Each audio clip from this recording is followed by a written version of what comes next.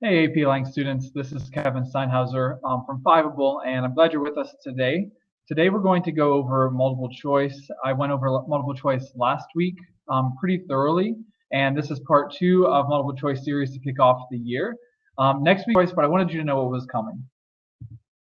All right, so for multiple choice, some of this I went over last week, but today I really want to focus on some more test-taking strategies. And we're going to do another practice round looking at an older AP multiple choice passage from an old released exam and really applying what I talk about here together. So again, AP language is not something we can cram for. So I'm really glad you're here from the get-go, from September, and really making sure you're deliberately increasing and improving your skills as a reader and as a writer. So full-length multiple choice. In May, you will take a 60-minute 52 to 55 question exam. Usually they've been about 55 questions, so it's just safe to plan for that. And the multiple choice section is 45% of the exam score.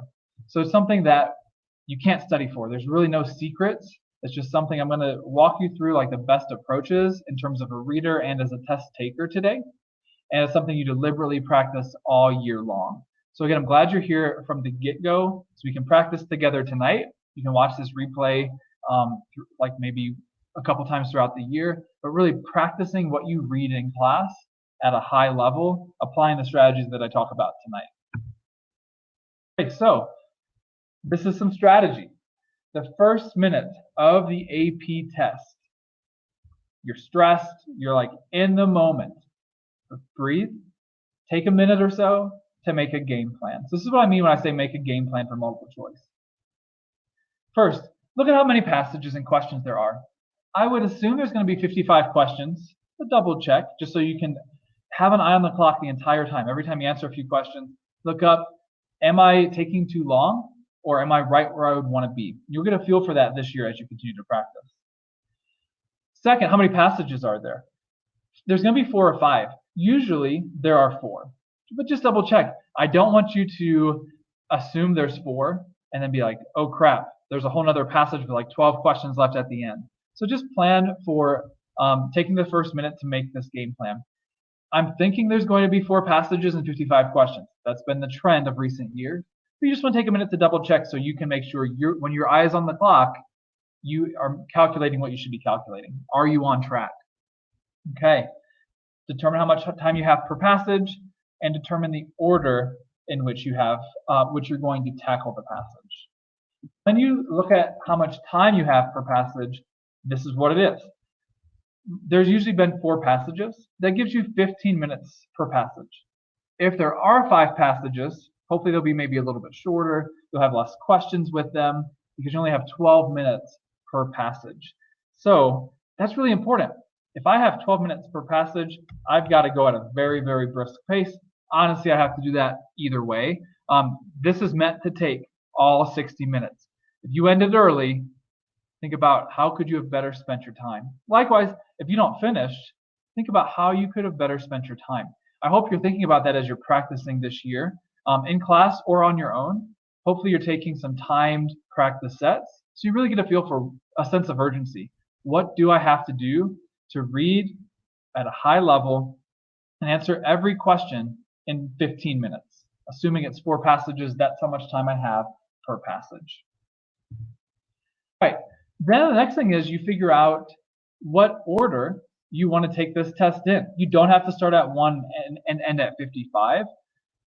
It's totally up to you. If I'm taking this test and I'm super confident in I'm going to get to every question and I'm not going to let that really tough passage that I know is going to be on there take too much of my time, then start at 1 and go to 55. That way you don't have to worry about Scantron errors and all of that as much. But if you always are one who is like, I really am struggling just to finish on time, maybe with each passage or just when I get 4 passages in a row, I think it makes a lot of sense to start with what you see for you will be the easiest passage and then ending with the hardest. Usually there's one passage on this test that is harder than the rest. Here's how I can determine the text difficulty at a glance. The year of publication. The older the text is, oftentimes the harder the text is. If I have to read something from 1800, I know that's going to be pretty difficult. Second, the organization of the text. I can skim through and look at it. If there's one big paragraph that lasts 80 lines, that's going to be tough because the author did not indicate as clearly the shift in tone or topic. So when there's paragraphs, the author is indicating to us there's a slight shift. When there's not paragraph breaks as frequently, as a reader, I have to identify those shifts. So maybe I'll save one that's making me do more of that work for later. The goal is to answer all 55 questions and to read every word of the 4 passages. However, if I am not consistently able to do that, it makes sense to make sure I'm getting the questions right that I know that I can get right. Finding the easiest question on the easiest passage, getting that right. Now, I'm not taking too long on that, but I'm prioritizing those questions. Every question on this test is weighted equally. So if I have 55 questions, it makes 0 sense to spend 1 minute or more than 1 minute on a very hard question. Maybe I can spend a minute, minute and a half on one I know I can get right. But honestly, it doesn't make sense to spend 3 minutes on one I know I can get right unless I happen to have 3 minutes to spare. Honestly, I'm going to give you some time goals today to really use as you practice. When we practice today, we'll build up our skill. I'm not going to give you a timed reading, but obviously, hopefully your teacher or you are finding time to time yourself with readings and questions. All right, this is an optional step, and I say this with caution. I actually thought, should I even include this on the slide or not? So some of you might want to say, okay, I'll hear you, but I don't want to do that. Optional step is to skim through the question stems before you read the passage to further guide your reading. And here's my caution. Don't do this. Honestly, it's not that crucial step. This is the least important step. That isn't going to work for everybody. Do not do this. If you're finding yourself being tempted to be like, oh, I remember that was in question 3, or that was like lines 20 to 23 were about question 3. I don't want you to go back while you're reading, flipping back and forth. So maybe it gives you a better sense of your reading. But what I'm finding is a lot of students don't even need to look at the questions first. Some people like to do this. That's fine. Figure out what works for you. But what I don't want is you flipping back and forth while you're reading. That breaks up the reading. I want you to read to read. I want you to read to comprehend. I don't want you to read to answer questions. So think of each passage as chunked into 2 halves. I'm going to spend half of my time about reading and understanding the text. Then I'm going to spend whatever time I have left answering the questions. And then I flip back and forth like at every single question pretty much. But I have to make sure I'm not breaking up my reading. These passages are going to be tough. So I want to make sure I'm going all in on just understanding the passage. What you'll find is this is really a reading test. It's an analysis test. Like the College Board creators of this test are making sure you really get the nuance of the argument that you're reading. But honestly, you will get a 3 or a 4 and even a 5 if you guarantee yourself the time and you can read at a quick, high sense of urgency pace and understand this text completely. So that's our goal here as we read. A lot of students that I meet want to flip to the questions and like skim through and like look for where the question's being addressed. That's never going to work for AP. You'll get some questions right that way, don't get me wrong, but you are capping yourself and you probably won't even get half the questions right that way in the allotted time. This test is not meant to skim and pick and choose. This test is meant to read, understand the reading, and then answer the question. All right, so again, how to approach every multiple choice passage. Now that I've determined what order I'm going to take this test in, a lot of you might say, I'll just start at the beginning and try to get to the end. There might be others who say, okay, I'm going to find the easiest passage and then go to the second easiest passage and save the most difficult for last. Because if I have to guess on 5 questions, I'd rather have them be from the hardest passage. Now, once I've done that, do this for every single multiple choice passage. Step 1, read the background information provided. The practice that we have today actually doesn't have that, but in 2019, when we take this test, every passage will have like 1 or 2 sentences at the top, often it's in italics, that tells you about the text. College Board expects you to read that, and in fact, that's there to help you out. We know every text that you read is going to be relatively difficult. This is a reading test. It's a college level reading test. So please read that background information. That's to help you kind of ground yourself before you even start to read. Before you read the first word from the author, read the context that College Board provided and start thinking critically about it. Start thinking, okay, if it's 18th century and it's about, let's say, women's rights, what might this text be about? What might it be about if it's written by a woman, or a man? How might those two things be different? So I'm already just thinking, okay, whatever this is about, what might this text be about? What might it be arguing? Second, I've been focusing on this and stressing on this in my classroom. I mentioned it earlier. Read to comprehend, not to answer questions. Of course, you're going to be answering questions, but don't even worry about the questions while you are reading. Worry about a high level understanding and comprehension of the text. All right, and then step 3, read with a pencil. This was what last week's live session was entirely about.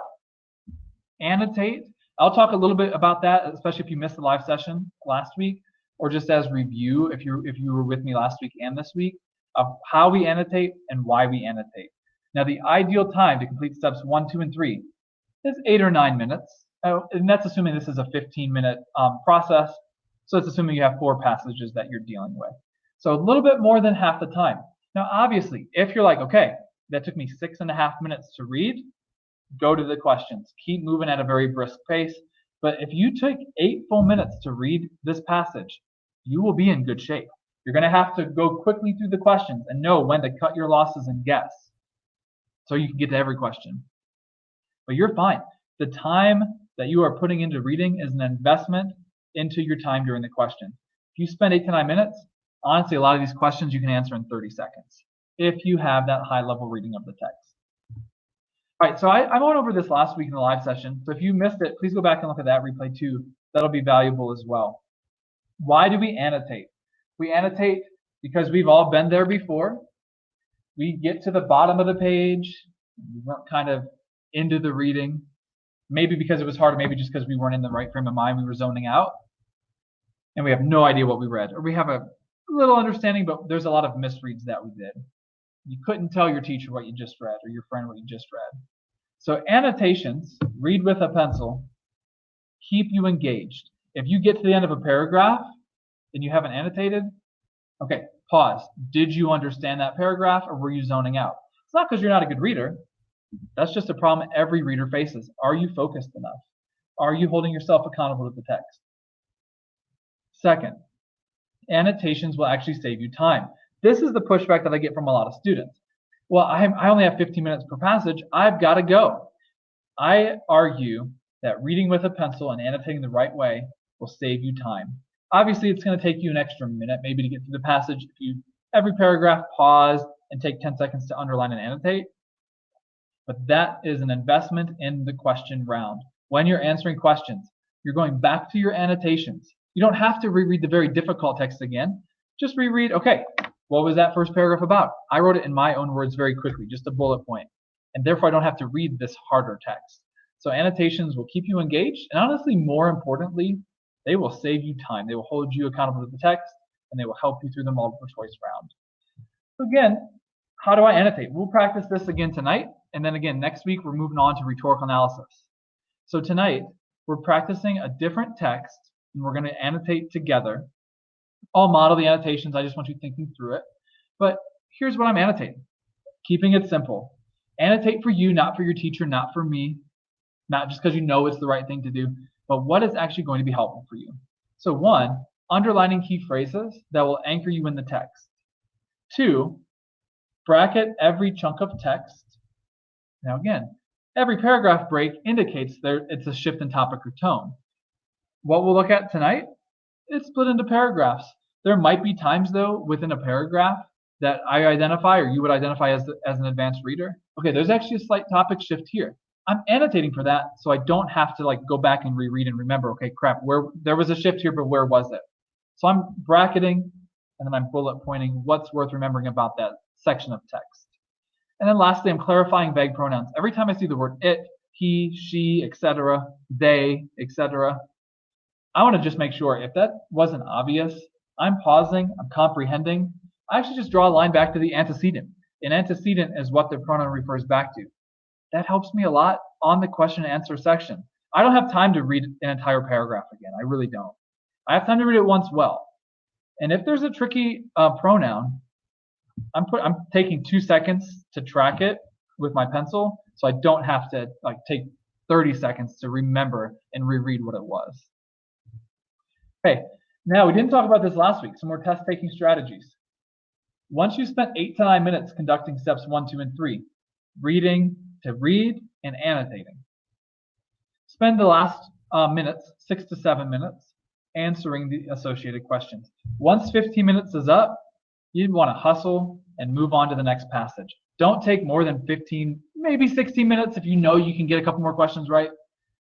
15 or 16 minutes per passage. Just remember, 4 passages equals 15 minutes around. So if you take 60 minutes on one, you're already at a negative for the next one. You're already down to 14 minutes. So ideally, 15 minutes, eye on the clock, you're moving on. Your proctor in May will not tell you, hey, it's been 15 minutes, you should move on to the next passage. So it's very important you get that internal clock going. You look at the clock, you look at your watch, whatever you've got, and you're just hustling through this, but hustling it the right way. Not stressed in terms of, I don't know what I'm doing, I don't know the best way to approach this test. Just a healthy level of stress of every minute counts. So I'm spending 6 to 7 minutes answering the associated questions. And honestly, if you do a high-level reading of the text, there's going to be a few questions, maybe a tone question, maybe an overall purpose question, that you can answer in 30 seconds or less. Think about what your answer is. Circle the one that best aligns with what you're already thinking. There are going to be a lot, though, of questions that cite back to the text. Every time the question references a text, go back to your annotations. Now, College Board actually is friendly. Every other page of multiple choice is going to be the text. They're going to recopy the text to save you time flipping back and forth. I actually think that you should flip back and forth anyway. So here's why. I annotated the first page of the reading. Let's say so on the right, let's say it's questions 1 to 9.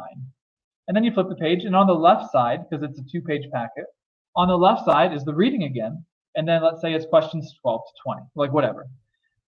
Half of the questions are on the page before, and then you flip it, you see the text again, and more questions. If the last question references line 50, go back to line 50 of what you annotated. Always flip back to your annotations just to save you time. Then quickly reread the context around the lines that are cited. So if line 20 is cited, look at your annotations. What did you bracket? What is line 20 about? Just remind yourself. What did you underline in that area? And then just quickly look back at the beginning of the sentence. Start there. So if there's this random word cited in line 20, but the sentence starts in line 19, go back to the beginning of the sentence. Read that sentence again in its entirety. That takes you 5 seconds because you've already thought about it and read it at a high level. You're like, oh yeah, that's what this sentence was about. And then go back. Figure out again, guys, what do I think the answer is before I look at A, B, C, D, E. And then just plug in place, finding which one of those answer choices best aligns with what I had as the answer in my head. That's the way that we save time here. So you're actually thinking about it, and you're not letting the language of A, B, C, D, and E get in your way. Test-taking strategies to continue here. AP language expects you to use process of elimination. I don't care if I'm just going to guess. I don't care if I get it down to 3. That's better than just blindly guessing out of 5. So A, B, C, D, E, that's 5 different choices. Blindly guessing, I have a 1 in 5 chance. The moment I eliminate an answer, I'm down to a 1 in 4 chance. If I can eliminate 2, I'm down to 1 in 3. Hey, that's not ideal, but that's better than 1 in 5. A lot of times this is what's going to happen. You're going to easily and quickly cross out 2 or 3 answers. You'll be down to 2 maybe. You'll have a 50-50 shot. There's going to be 2 that are super, super close. Just be clear, there is always a right answer and 4 wrong answers. But a lot of times there's going to be some overlap of, okay, answer A and answer C are very, very similar. If I'm in the moment like, to me, these are exactly the same, I have to take my best guess and move on.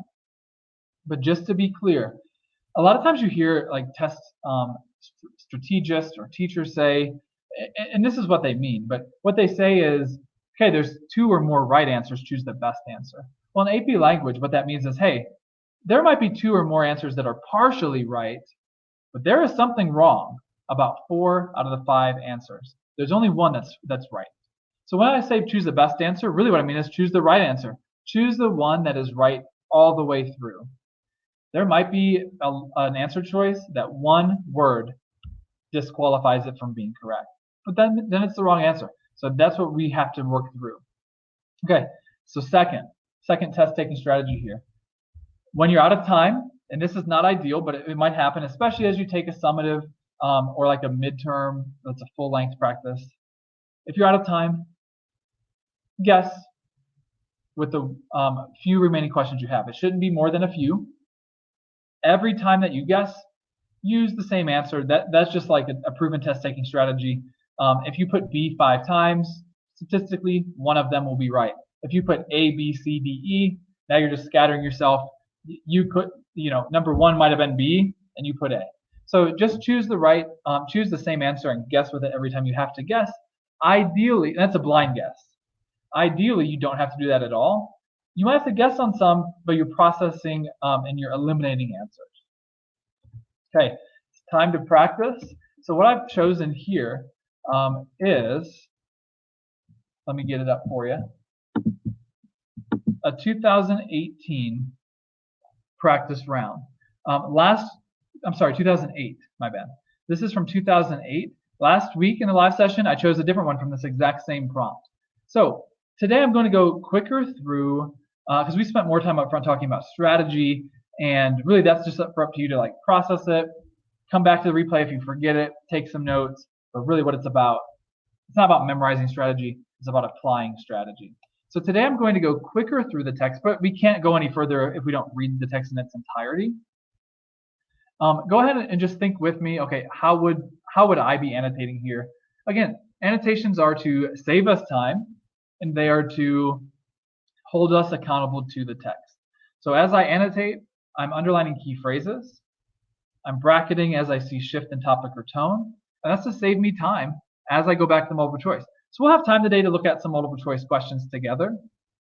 This is a valuable live session to watch the replay for. And remember, again, at the end of today's session, I'll tell you about how to make sure you can be a part of all of the live sessions and replays as we go this year. AP Lang is all about practice, practice, practice. What we want to guarantee is that we're not cramming this skill in April or May. We have to start practicing now. This is not a class that we can just automatically spend 5 hours in and get better at. The 5 hours have to come in increments, and we have to practice deliberately over the course of the year. All right, so with that said, let's jump into this text multiple choice passage from 2008. I'll read it. It's up to you to stay engaged. I know it'd be easier if you had the text in front of you, but for our purposes, see how I annotate, and then we'll look at some questions together. My point is this. What I'm doing in about 12 minutes probably today, you have to do in about 8. So it's doable. The reason I'm taking longer is I'm kind of explaining as I go why I'm annotating. But I'm going to go faster than last week. What I really want you to think about is this. If I put the time in up front to understand this text, I will get a lot of the questions right. So let's go ahead and read. Oddly enough, while several explanations are advanced as to how Charles Parker Jr. became known as Bird, Yardbird in an earlier metamorphosis, none is conclusive. All right, super random topic. We're talking about Charles Parker Jr. Every time you see an asterisk, and what you'll probably see this year is not an asterisk, but a number for a footnote, pause and find that footnote. It might be at the bottom of the page. This one's not, so then it's at the bottom of the text. So here's the asterisk. Charles Parker was an American jazz musician and composer, 1920 to 1955. He was the developer of bebop. That's there to help us out. So this is a really random topic, but every time you get to a footnote, pause, like finish the sentence, that's fine, but then go read that footnote, get right back to it. So our random topic of the day is Charles Parker, the jazz musician, founder of bebop. Here's what I annotate. I'm not underlining every single word even in a very important sentence. I'm just underlining the key phrase that I can go back to ground myself. While several explanations are advanced as to how Charles Parker Jr. became known as Bird, none is conclusive. No explanation is conclusive. Okay, I'm not sure where we're headed, but I know we're talking about Charles Parker and his nickname, Bird. All right, let's keep reading. There is, however, overpowering internal evidence that whatever the true circumstance of his ornithological designation, don't let that get in your way, it had little to do with the chicken yard. Okay, this is, honestly, AP threw this at you in 2008. Say, okay, this is a really random topic, and the next few sentences or lines are going to get really weird. What are you going to do with it? So I'm going to show you what to do with it. Don't let this weirdness get in your way. There is, however, overpowering internal evidence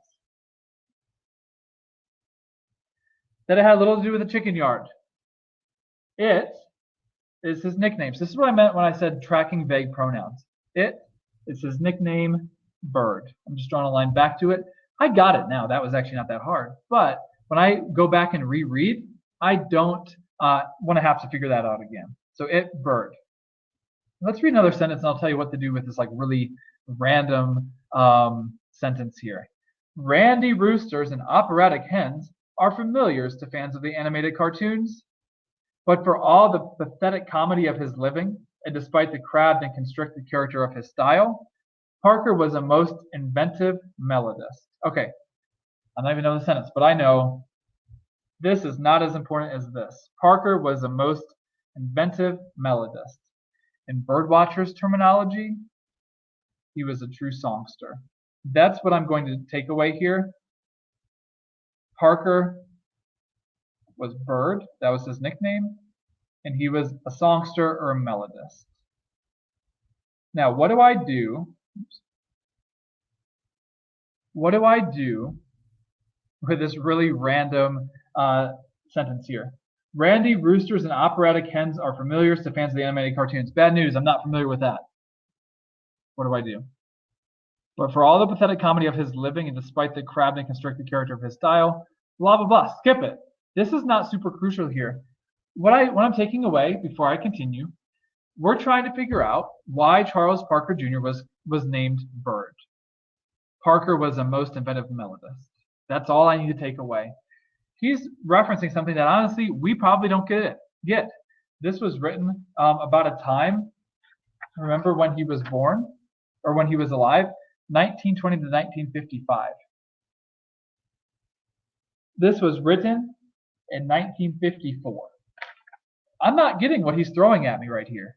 College Board expects that. Hey, if you get the reference, more power to you. College Board's hoping you don't, honestly. That's why they chose this text. This text is going to throw a lot of red herrings at you. That means there's going to be some things that seem important, but like, don't let that get in your way. Get to the core of the text. So keep that in mind. Let's go to paragraph 2. We're looking at why was Charles Parker called Bird? Again, not a fun topic, not necessarily, right? You might like it, but College Board's not trying to entertain you for sure. They're giving you random passages at times to see what you can do with them. Can you comprehend them still? So let's read. This failure in the exposition of Bird's legend is intriguing.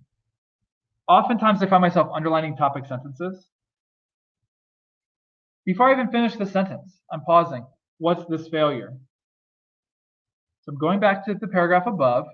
So this failure is talking about not being able to find his nickname. There's no conclusive, there's no conclusive answer here. We're not 100% sure. So I might just draw a line from failure back to that right there. There's no conclusive evidence, or there's no conclusive consensus here. Okay, now let's read and actually finish this. This failure in the exposition of Bird's legend is intriguing, for nicknames are indicative of a change from a given to an achieved identity, whether by rise or fall, and they tell us something of the nicknamed individual's interactions with his fellows. Okay, they tell us something of the nicknamed individual's interactions with his fellows. So now he's jumping into talking about nicknames and just kind of theoretically talking about them. Nicknames give us insight into the person. Thus, since we suspect that more of a legend is involved in his renaming, let us at least consult Roger Torrey Peterson's field guide to the birds. So he's consulting a field guide about birds to figure out, okay, why was he called Bird? So let's consult this field guide for a hint as to why, during a period when most jasmine were labeled cats, someone hung the bird on Charlie. Let us note, too, that legend originally meant the story of a saint, and that saints were often identified with symbolic animals. Okay, seems random. I definitely look at a shift here, though. So first he talks about nicknames, and they reveal who we are. And then second, he's trying to figure out why is he called a bird, not a cat, because that's what they called other jazz musicians at the time. All right, let's go to paragraph 3. Paragraph 3 is going to be one that intentionally tries to trick you, which is why I want you to look at it with me today. So let's read. Two species won our immediate attention, the goldfinch and the mockingbird. Then I got a dash, but I'm going to pause because I have to make sure I'm comprehending before I get all the way down to here where the sentence ends, or here, I'm sorry, where the sentence ends. I've got to make sure I'm comprehending. Two species won our immediate attention, the goldfinch and the mockingbird. Remember where they were looking, the field guide to the birds. Okay, not super exciting, but we've got to make sure we're comprehending. So the goldfinch, number 1, because the beatnik phrase bird lives, which following Parker's death has been chalked endlessly on village buildings and subway walls, reminds us that during the 13th and 14th centuries, a symbolic goldfinch frequently appeared in European devotional paintings. So I'm not sure where he's going with this. He's just talking about the goldfinch. I want to make sure I get it. So the goldfinch appeared in European devotional paintings. An apocryphal story has it that upon being given a clay bird for a toy, the infant Jesus brought it miraculously to life as a goldfinch. Thus, the small tawny brown bird with a bright red patch above the base of its bill and a broad yellow band across its wings became a representative of the soul, the passion, and the sacrifice. I'm not going to get lost into this story that he's telling about the goldfinch. I'm going to get into the goldfinch was a representative of the soul, the passion, the sacrifice. In more worldly late Renaissance art, the little bird became the ambiguous symbol of death and the soul's immortality. Interesting. I'm going to underline that real quick. Symbol of death, soul's immortality. For our own purposes, our own purposes, I need advanced readers to think, okay, what are our purposes here? Well, the purposes that he set out to prove or to figure out why is Charles Parker Jr. called Bird. That's it. So for our own purposes, however, its song poses a major problem. It is like that of a canary, which soul or no soul rules the goldfinch out. I don't really know at this point what a canary sounds like. He clearly does. And what he's saying is, okay, the goldfinch is not the answer we're looking for. Thanks. So he just spent this long, it was kind of some random detail, to tell us, okay, out of the two birds that we looked at in the field guide, we don't care about the goldfinch anymore. It's not going to help us. So that's what I want to make sure I understand. I'm going to circle that, just really emphasize goldfinch, not important. And I'm going to annotate, this is about the goldfinch. Boom, I'm ready to move on. All right, we're almost done with this text. And again, I'm taking about 12 minutes. What I want you to just do quickly as advanced readers in 8 or 9 minutes. Let's go ahead and finish. The mockingbird, gives us the Latin, I think is what that is more promising. Okay, good. He's finally ready to go somewhere, right? That's what I'm thinking as a reader. Finally, we're ready to get our answer here. Peterson informs us, don't let that screw you. Who is Peterson? Field guide dude. Peterson informs us that its song, remember tracking pronouns, its, mockingbird, its song consists of long successions of notes and phrases of great variety, with each phrase repeated a half dozen times before going on to the next. You see, we're almost done. You see that this is a pretty dang long sentence. So stick with me. I'm just going to read it. Comprehend with me as I read. Now, remember, the goldfinch is the answer we're looking. I'm sorry, the goldfinch is not the answer we're looking for. The mockingbird is. So before I finish this sentence, we're finally going somewhere with a mockingbird. You say, okay, maybe the mockingbird, whatever I'm about to read, can give us some insight into why Parker was called Bird. This is not going to be easy. Let's do it. With each phrase repeated a half dozen times before going on to the next. That the mockingbirds are excellent mimics who adeptly imitate a score of more species found in the neighborhood, and that they frequently sing at night. A description which not only comes close to Parker's way with a saxophone, but even hints at a trait of his character. For although he usually sang at night, his playing was characterized by velocity, by long continued successions of notes and phrases, by swoops, bleeps, echoes, rapidly repeated bebops, rebopped bebops, by mocking mimicry of other jasmine styles, and by interpolations of motifs from extraneous melodies, all of which added up to a dazzling display of wit, satire, burlesque, and pathos. That was a pretty big couple sentences there. I want to talk to you about that before we finish. This is a perfect example of syntax. Syntax is sentence structure. So it's just a term for AP that I want you to know. Syntax is sentence structure. And when I'm doing a rhetorical analysis prompt, just a quick side note here. When I'm doing rhetorical analysis, which we're going to start getting into next Tuesday, don't analyze syntax unless you have something to say. Don't analyze syntax unless you think, okay, the author is very deliberately using sentence structure to prove a point. I think that's what's happening here.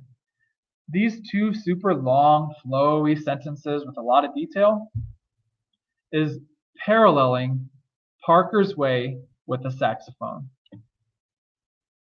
A description which not only comes close to Parker's way with the saxophone, but even hints at a trait of his character. So the syntax mirrors the content. What I mean by that is the syntax is long and flowy and methodical, just like Parker's jazz was.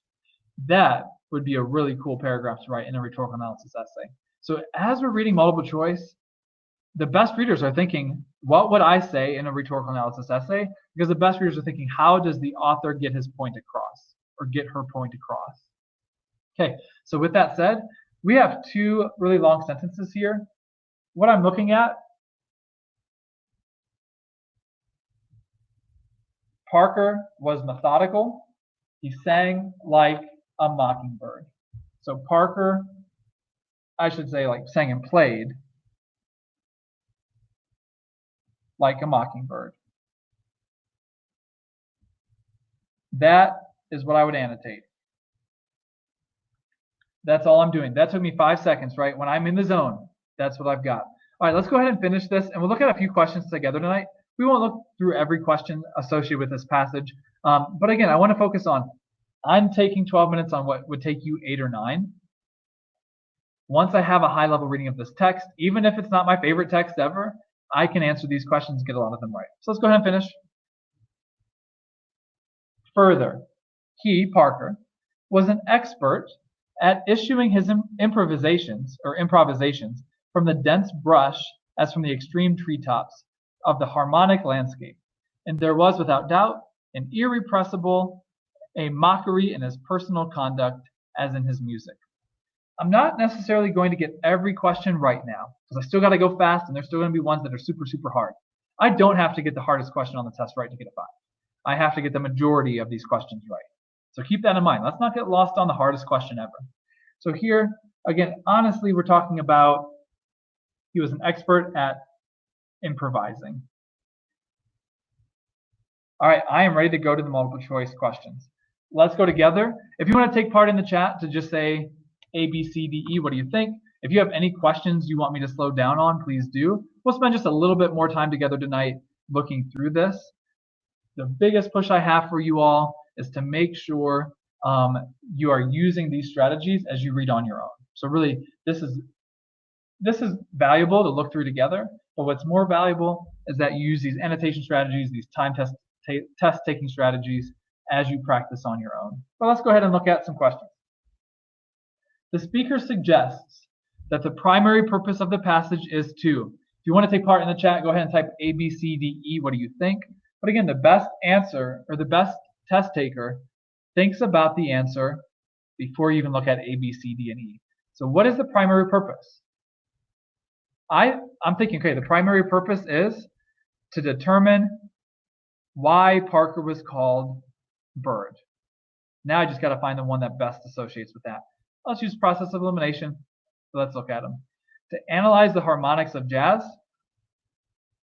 Nope, they're not analyzing jazz.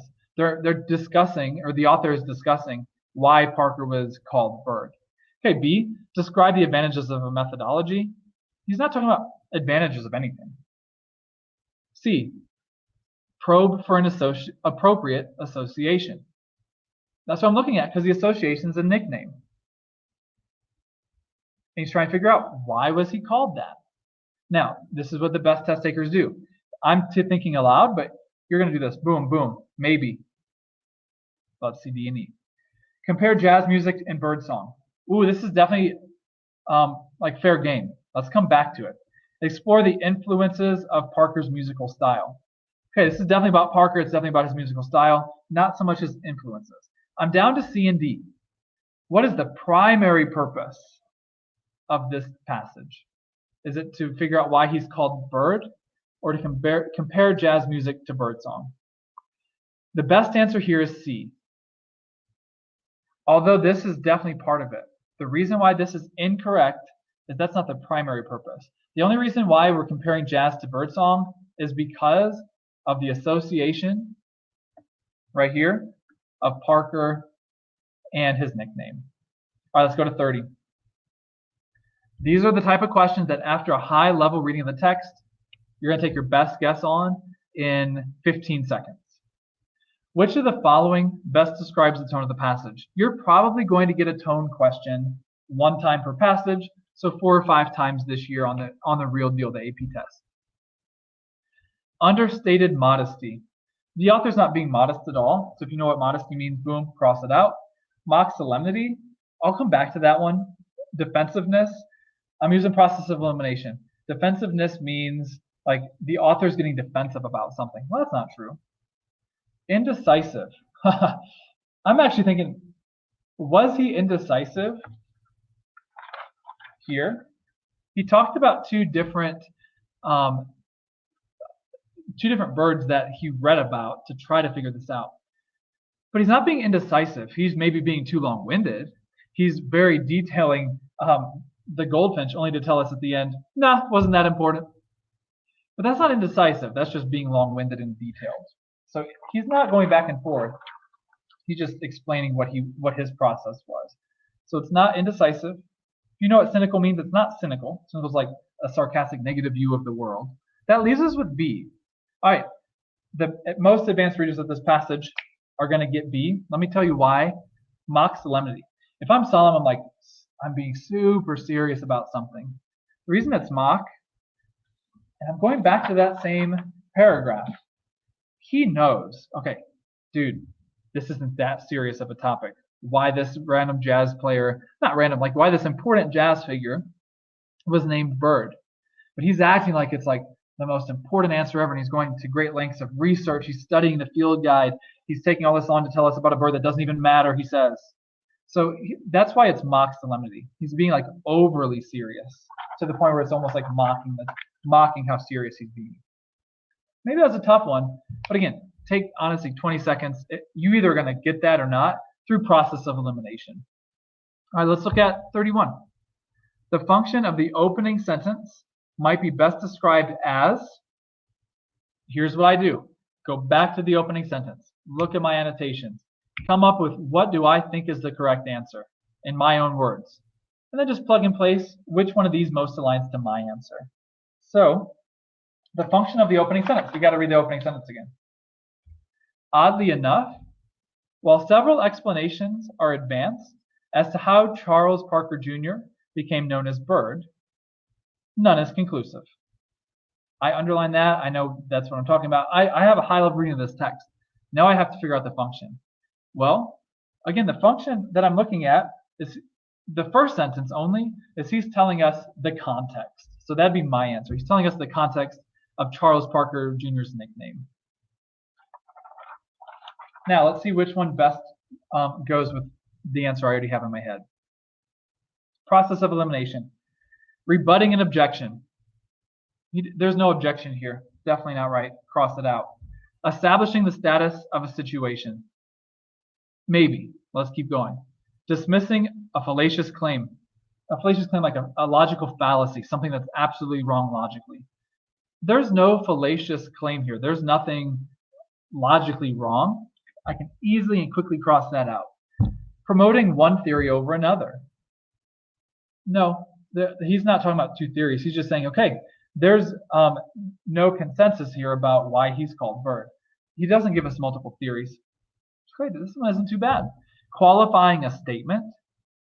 Hopefully you know what qualifying means. So qualifying means to tell that it's sometimes right, but sometimes wrong. For example, while Malcolm X was right with this topic, he was wrong with this topic. That's not what's happening here. We're not qualifying anything. We're not saying sometimes yes, sometimes no. That leaves us with B. So again, process of elimination for the win. Now, the best readers are hopefully saying, okay, this is kind of what I was already thinking. Establishing the situation, the status of a situation. As we walk into this text, this is the situation. Charles Parker has a nickname. We don't know why. That's what's currently happening. We don't know why he was called Bird. There's no consensus here. All right, so B is the best answer. Let's just do one more together. So let me find one that our annotations helped us out on. Let's go to 34. So I'm just skipping a couple for the sake of time. I want to prove to you, like questions like these are going to be the ones where annotations pay off. If I take the time to annotate up front, look how quick this goes. 34. In line 13, failure most directly refers to. All right, go back to my annotations. I was just tracking the text. Read this sentence again. The failure in the exposition of Bird's legend is intriguing. And I drew a line back to what that failure was, not being able to figure out why he was called Yardbird or Bird. That was what was a failure. So I know the answer. Now I just got to find College Board. Like, what is their words that line up with the right answer? I got the right answer in my head. All right, so A, a conspicuous defeat. I'm going to leave that one. I can't throw that out automatically. A personal mistake. I can throw that out automatically. That's definitely not it. So the failure is not a personal mistake. Remember, it's not being able to find consensus as to why he was called Yardbird or Bird. 3, or C, an instance of faulty audience response. Well, that has nothing to do with anything. We haven't talked about faulty audience response. Easy, cross it out. An experience with obstacles? Absolutely not. So we're down to A or E. Let's read E. An inability to ascertain definitively. I'm definitely down to A or B. Or I'm sorry, A or E. Again, I'd rather have you have a 1 in 2 shot, 50-50 coin flip, than a 1 in 5. If I have to take my best guess and move on, I'm feeling decent about this, okay? But I can get this question right. Go back to my annotations. And of course, I'm doing this like really quick in the real world if I'm like being timed. I drew a line from failure right here, back here, to none is conclusive. No explanation clearly shows why he was called Yardbird. That's not really a defeat. That's just not like good enough, right? It's an inability to ascertain definitively, good enough that why he was called Yardbird. So the best answer here is E. Now in the real world, boom, boom, boom, cross, cross, cross, choose my best answer. If I have a high level reading of a text, I can go quickly through these questions. There's a lot of supplemental resources, like practice booklets that you can buy on Amazon or in a bookstore. Here's what I recommend. Read and time yourself reading a lot and hold yourself accountable to the primary purpose and the tone and understanding the nuances of the text. If you do that, that's how I study. It's maybe once a week taking a supplementary focus reading on an AP level. The reason some of those books are solid isn't actually the questions all the time. It's the readings that they have the rights to, that they print, and that you can practice with. And then you own the book. Like, this is just an idea for you. If you want to keep pushing yourself, because I'm not going to spend a lot of time on multiple choice in future live sessions for a little bit. We'll come back to it. But I want you practicing the next couple months without me. Maybe grab an extra text from Amazon, maybe 5 Steps to a 5. You can annotate right there. Time yourself. Maybe you can't do what I did today in 12 minutes. I took about 12 minutes. The goal is 8 or 9. Maybe you need all 12 minutes right now. Well, that's not fast enough. The good news, it's September. We have until May. That's why you're here now. That's why you're going to need to practice all year long. So maybe one extra sample set. If you're like, my teacher's not giving me enough multiple choice practice, go find some. If you're like, hey, my teacher's giving me enough, practice deliberately. You have this. Maybe try to shave 30 seconds off each time. The point of it is this right now. Read at a high level and then worry about time. So just try to shave time off. So I'm really excited that you all are here. And if you're not live with me watching the replay, I know a lot of us are just watching the replays consistently as well. Here's the good news. I'll be here all year, and we're going to be working together all year. It's going to get a lot more, hopefully, practical in terms of the essays starting next week. All October, I am focusing on the rhetorical analysis prompt. That prompt, every single year with maybe 1 or 2 exceptions, since 2000, has been the lowest scoring essay of AP language. So I'm an AP reader. So the last 5 years, I've flown to Kansas City or Tampa and sat in a big room and graded essays.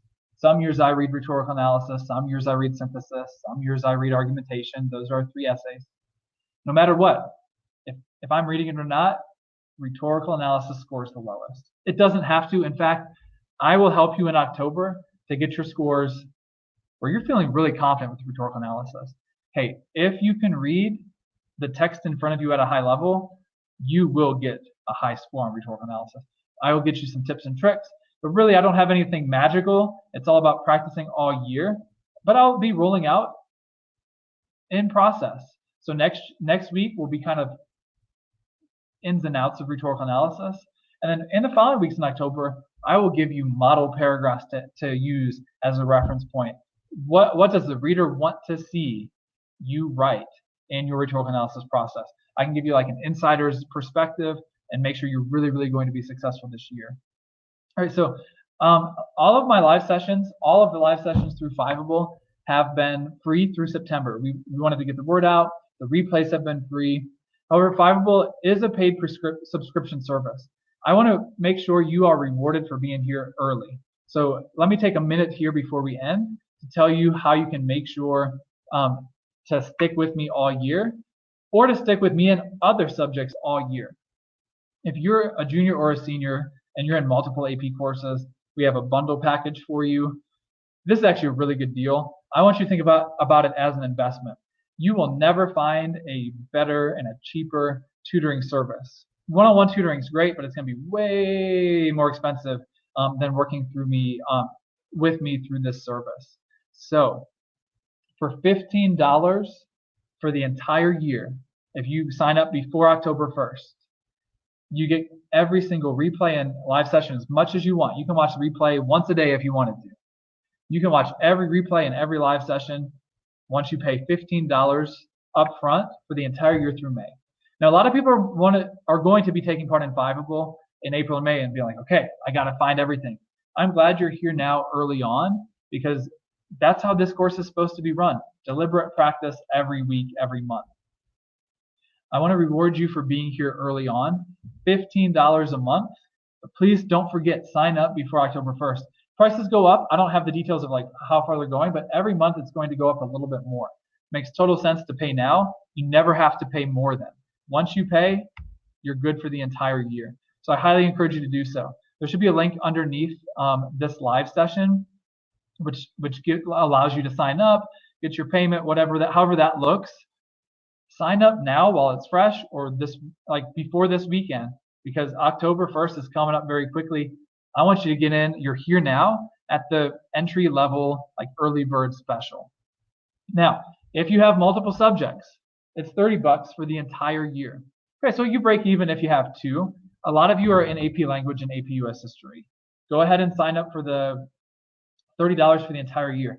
You will never find a better deal than $30 for dozens of hours of review and practice for multiple subjects. And hey, if you're in three, let's say you're in AP US, AP Psychology, AP Language, $30 for the whole year. You never have to pay more than $30 as long as you pay now this week. So please do that. I really want you a part of this all year. And more importantly, I want you to get the most important deal, the most important bang for your buck. So you're here. Go ahead and take care of your business. Regardless, I will be back next Tuesday and every Tuesday in October working through rhetorical analysis. I hope that you're there with. Until then, everybody, thanks for the time working on multiple choice tonight. I hope it was valuable, and I hope it's a replay that you might want to just look back at maybe the beginning of in the future. All right, everyone, have a good night.